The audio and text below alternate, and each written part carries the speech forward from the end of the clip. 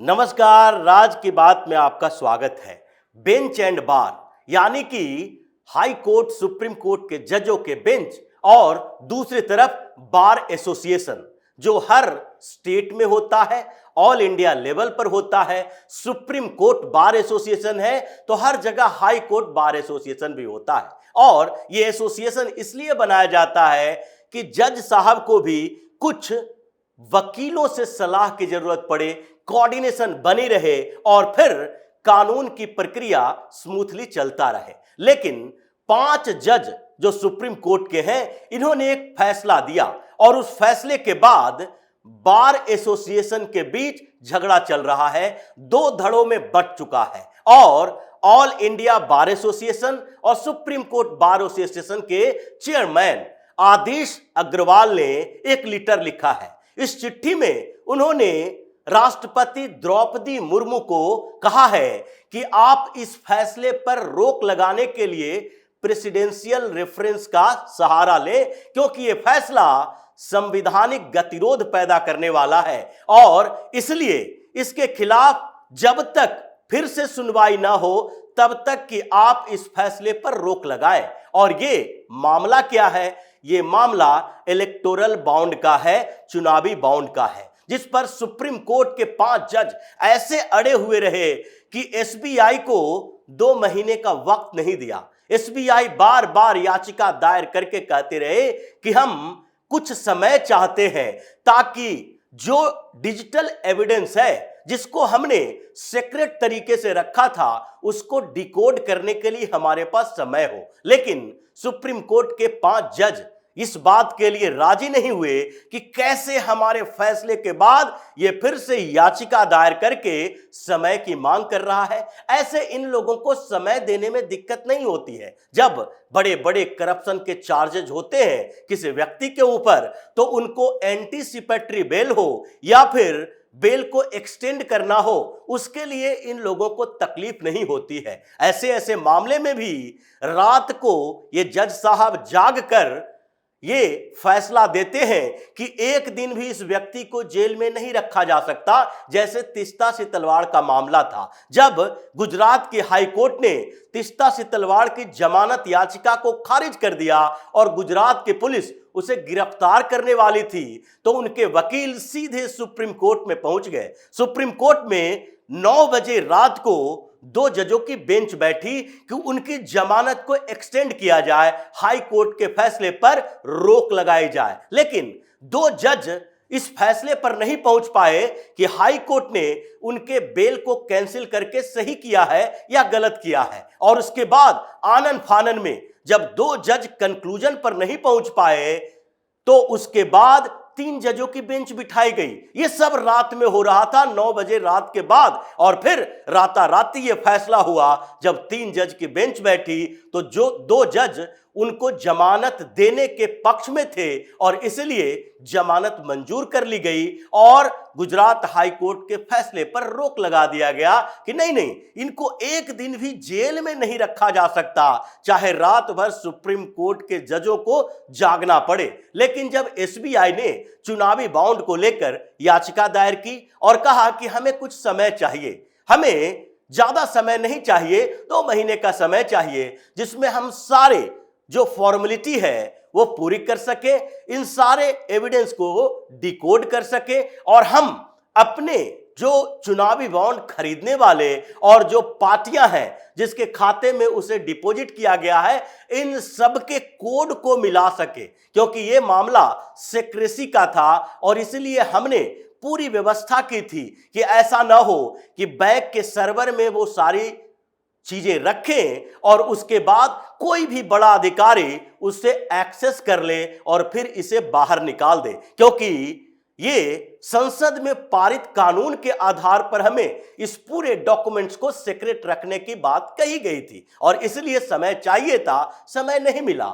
और फिर एसबीआई को मजबूरन चुनाव आयोग के पास डिजिटली ये सारे अकाउंट है जो देने पड़े हैं। हालांकि चुनाव आयोग में अभी इसको खुलासा करने के लिए पूरी तरीके से तैयारी नहीं है और मुख्य चुनाव आयुक्त राजीव कुमार ने कहा है कि हम जब विजिट करके लौटेंगे जम्मू कश्मीर से तो उसके बाद मेरे सामने इसकी जानकारी से खोला जाएगा और उसके बाद एक कमेटी बनाई जाएगी।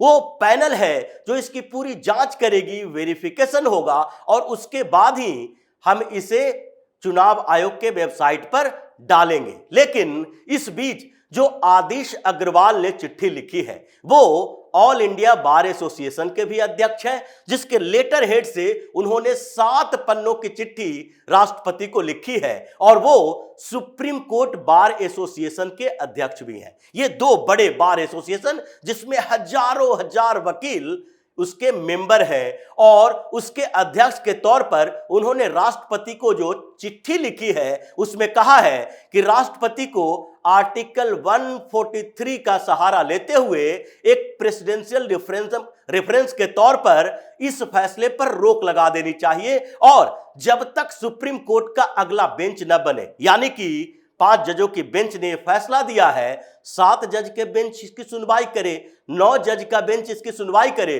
क्योंकि अभी जो माइंस एंड मिनरल्स पर टैक्स लगाने की बात है और जिसमें कुछ राज्यों की याचिका के ऊपर केंद्र सरकार से सवाल पूछे जा रहे हैं कि इस पे टैक्स किसे लगाने का अधिकार होगा, उस पर तो सुप्रीम कोर्ट के 9 जजों की बेंच सुनवाई कर रही है। तो इसमें जब तक इसे फिर से सुनवाई के लिए स्वीकार नहीं किया जाए तब तक के लिए रोक लगा दीजिए। और उन्होंने जो 7 पन्नों की चिट्ठी लिखी है उसमें सुप्रीम कोर्ट के इन जजों के ऊपर, यहां की सुप्रीम कोर्ट के ऊपर कई सवाल खड़े किए हैं। उसमें उन्होंने कहा है कि सुप्रीम कोर्ट को खुद ही ऐसे फैसले नहीं देने चाहिए जिससे कि संवैधानिक गतिरोध पैदा होता है।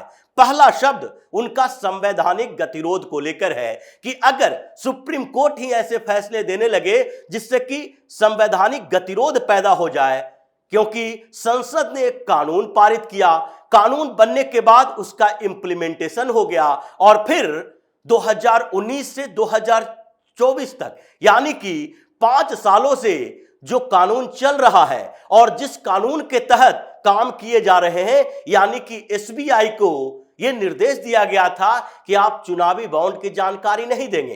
कारपोरेट हाउसेस इसी बात को लेकर ये बॉन्ड खरीद रहे थे, या कोई भी व्यक्तिगत तौर पर भी कोई अगर बॉन्ड खरीद रहा था, जो छोटे मोटे बिजनेस हो या बड़े बिजनेसमैन हो, वो इस आधार पर खरीद रहा था कि उसके नाम को उजागर नहीं किया जाएगा कि किस पॉलिटिकल पार्टी को उसने कितना चंदा दिया, क्योंकि इससे उनके बिजनेस प्रभावित हो सकते हैं। कई ऐसे मामले सामने आए हैं जिसमें बिना किसी सबूत के, जैसे राहुल गांधी जैसे नेता बिना किसी सबूत के अडानी के खिलाफ पूरे प्रचार कर रहे हैं कि अडानी मोदी के साथ मिले हुए हैं और पीएम मोदी अडानी का सहयोग करते हैं। कोई भी एक भी एविडेंस इनके पास नहीं है, लेकिन चूंकि चुनाव प्रचार के दौरान कहते हैं और बिजनेसमैन के खिलाफ आरोप है तो इसलिए इसके खिलाफ मामला दर्ज नहीं हो रहा है। और ऐसे कई है, अडानी, अंबानी, टाटा, बिरला, डालमिया, ये सारे बड़े बड़े कारपोरेट हाउसेस हैं,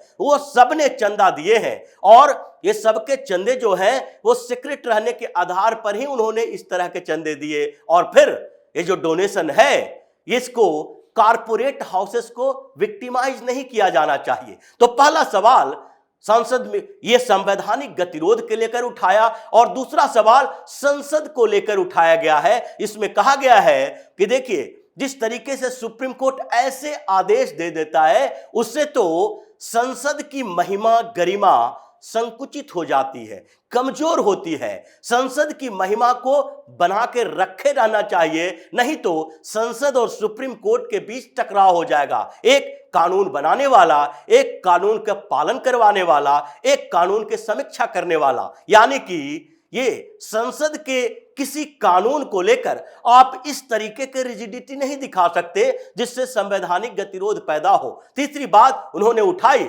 लोकतांत्रिक व्यवस्था में आप सांसदों के सामूहिक बुद्धिमत्ता के ऊपर सवाल खड़ा नहीं कर सकते। इससे उनकी बुद्धिमत्ता के ऊपर सवाल उठता है कि जो रिप्रेजेंटेटिव है, जो लोगों के प्रतिनिधि हैं, वो संसद में जाते हैं और वहां पर एक कानून बनाते हैं। इस पर कई महीनों तक चर्चा होती है, डिबेट होता है, उसमें कई संवैधानिक जानकारों से सलाह ली जाती है और फिर एक कानून बनता है। और आप तत्काल उस कानून को पूरी तरीके से खारिज कर देते हैं। यह तो सामूहिक तौर पर सांसदों की बुद्धिमत्ता के ऊपर आप सवाल उठा सकते हैं। यह होता कि इसमें कुछ संशोधन किए जाते तो अलग बात है। पूरी तरीके से उस कानून को ही खारिज कर देना यह सुप्रीम कोर्ट के लिए सही नहीं है। इसके अलावा उन्होंने एक और बात कही, पब्लिक इंटरेस्ट के लिए लोकतंत्र में सामान्य लोगों के इंटरेस्ट को भी देखा जा सकता है और ऐसी स्थिति नहीं पैदा की जा सकती है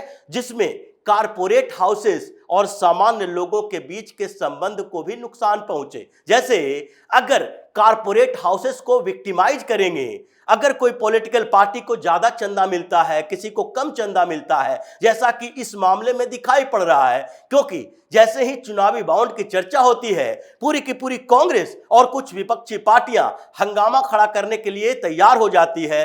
राहुल गांधी जैसे नेता यहां तक कहने लगते हैं कि ये तो हिंदुस्तान का सबसे बड़ा स्कैंडल है, ये सबसे बड़ा घोटाला है, चुनावी बॉन्ड का घोटाला। अगर आप इसे चुनावी चंदे को घोटाला समझते हैं क्योंकि भारतीय जनता पार्टी को ज्यादा चंदा मिला है, डोनेशन ज्यादा मिला है, ये आज की प्रक्रिया नहीं है। क्या अगर आप चुनाव आयोग के वेबसाइट पर हर साल का जो ऑडिट रिपोर्ट होता है हर पार्टियों का, उसमें 30 साल पहले का रिपोर्ट देखिए, क्या कांग्रेस भारतीय जनता पार्टी से कई गुना ज्यादा चंदा नहीं लेती थी?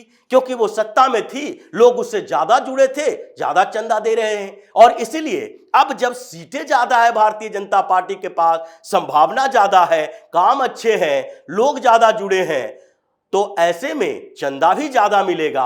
ऐसे नहीं है, अलग अलग राज्यों में अलग अलग पॉलिटिकल पार्टियों की जो स्थिति है उसके अनुसार उस स्टेट में तो उसे ज्यादा चंदा मिले हैं, लेकिन फिर भी ये सवाल वो लोग उठाते हैं जिनको चंदा कम मिला है और वो इन कारपोरेट हाउसेस को विक्टिमाइज करने की कोशिश करेंगे। अब ऐसे में क्या होगा, ये पूरे अर्थव्यवस्था को पैरालाइज करने की स्थिति है, क्योंकि अगर आप कारपोरेट हाउसेस को सीधे पॉलिटिकल मोटिवेटेड होकर आप उसे कटघरे में खड़ा करना शुरू कर देंगे तो यहां तो पाकिस्तान वाली स्थिति हो जाएगी। कोई भी बिजनेसमैन यहां बिजनेस क्यों करे जब उसके बिजनेस के अधिकारों को सुरक्षित नहीं रखा जा रहा है, बार बार उन पर हमला किया जा रहा है, लोगों को उनके खिलाफ भड़काया जा रहा है। जैसे इन लोगों ने अंबानी के खिलाफ जब भड़काना शुरू किया था तो यही पूरे पंजाब के अंदर जो जियो का टावर है वो तोड़े गए थे, लोगों ने तोड़ा था। वहां के लोगों ने अंबानी के खिलाफ एक मोर्चा खोला और बहिष्कार करना शुरू कर दिया।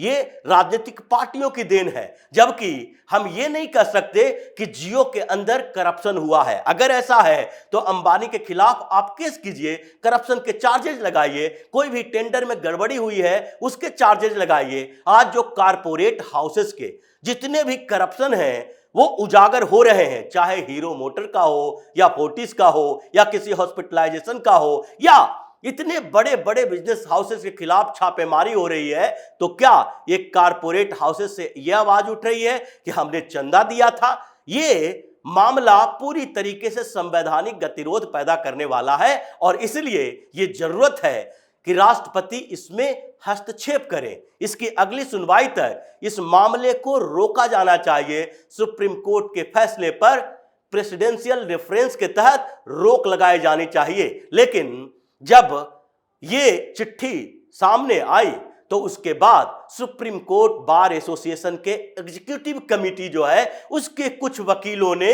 सामने आकर सुप्रीम कोर्ट के साथ बैठने की बात कर दी और अग्रवाल साहब के खिलाफ मोर्चा खोल दिया कि इन्हें तो हटाया जाना चाहिए, इनकी चिट्ठी से हमें कोई मतलब नहीं है। लेकिन क्या हजारों वकीलों जिसका वो रिप्रेजेंटेटिव है, जिसको उन लोगों ने मिलकर चुना है, ये सारे वकील ये बात कर रहे हैं? 10, 20, 25, 50 ऐसे वकील जो कि दलाली में लगे हुए हैं, जिनको बार और बेंच के बीच की वैल्यू नहीं समझ में आती है। बस यही समझ में आती है कि जब हम बेंच के साथ जुड़े रहेंगे तो हमें दलाली करने का ज्यादा मौका मिलेगा, हम सेटिंग ज्यादा कर सकते हैं। वो इनके खिलाफ आ गया है आदेश अग्रवाल जिन्होंने चिट्ठी लिखी है उनको हटाने की भी मांग की जा रही है। लेकिन ये तो आगे का रेजोल्यूशन है, ये तो चुनाव की प्रक्रिया है, बार एसोसिएशन का चुनाव होगा उसमें देखा जाएगा। लेकिन अभी जो चिट्ठी आई है उसके बाद सुप्रीम कोर्ट में भी इस बात को लेकर चर्चा चल रही है। सुप्रीम कोर्ट में हड़कंप मचा हुआ है कि क्या अब हमें फैसले देने होंगे तो उसमें इनका भी ध्यान रखना होगा कि हमारे फैसले से कौन कौन प्रभावित हो रहा है, क्योंकि यह फैसला सामान्य नहीं है। आपने जबरदस्ती चुनाव के पहले एक मुद्दा बनाने के लिए इस फैसले को दिया है। इस फैसले के लिए अभी इंतजार किया जा सकता था, जबकि एक एक सरकार के फैसले पर अभी विपक्षी पार्टियां सवाल उठाती है, चुनावी फायदे के लिए किया जा रहा है। तो क्या सुप्रीम कोर्ट के इस फैसले पर सवाल नहीं उठना चाहिए कि इससे चुनाव में किसी को नुकसान और किसी को फायदा पहुंचाने के लिए किया जा रहा है? यह चर्चा तेज है और एसबीआई का हलफनामा है, चुनाव आयोग के अपने तरीके हैं और इस बीच सुप्रीम कोर्ट में हंगामा चल रहा है। तो इसी तरह की खबरों के साथ फिर से हाजिर होंगे, तब तक के लिए बने रहिए हमारे साथ और देते रहिए हमें सहयोग, ताकि इसी तरह की खबर हम आपके लाते रहें। धन्यवाद।